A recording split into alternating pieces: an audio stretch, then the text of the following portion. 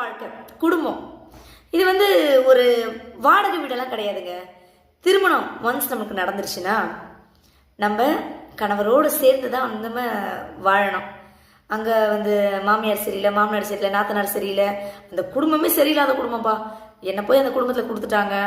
எங்கள் அப்பா எப்படி தான் கிராண்டாக போனார், இப்படி தான் எவ்வளோ பேர் வந்தாங்க தெரியுமா. கிராண்ட் மேரேஜ் அதில் காட்டக்கூடாது. கிராண்ட் எதில் காட்டணும்னா குடும்பம் எப்படியாப்பட்ட குடும்பமானா இருக்கட்டும், அந்த குடும்பத்தில் வாழ்ந்து சாதித்து காட்ட வேண்டும். மற்றவர்கள் பார்க்கும்படி நமது வாழ்க்கை ஒருபடி மேலே உயர்வாக இருக்கணும்.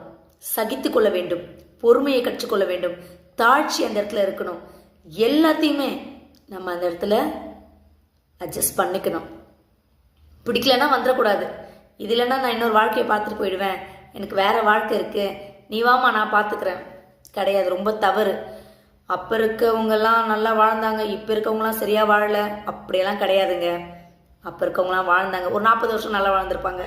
அடுத்த 40 வருஷம் பேரன் பேத்தியெல்லாம் எடுத்ததுக்கப்புறம் பார்த்தீங்கன்னா கணவன் ஒரு சைடு, மனைவி ஒரு சைடு, இவங்க 2 பேரும் பேசிக்க மாட்டாங்களாம்.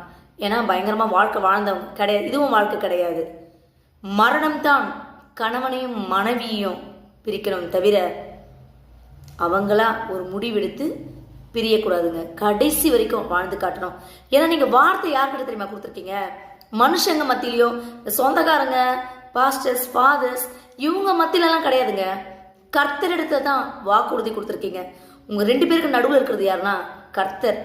எந்த அளவுக்கு நீங்கள் உங்கள் வாயால், உங்கள் நாவினால் அறிக்கையிட்டு இந்த வாக்குறுதியை அவர்கிட்ட நீங்கள் கொடுத்தீங்களோ, அந்த வாக்குறுதிக்கு ஏற்றாற் போல் வாழ்ந்து ஜெயித்து காமிக்கணுங்க. தோற்று போயிட்டு பாதியிலலாம் வந்துடக்கூடாது. கர்த்தரோடு சேர்ந்து ஜேர்னி பண்ணணுங்க.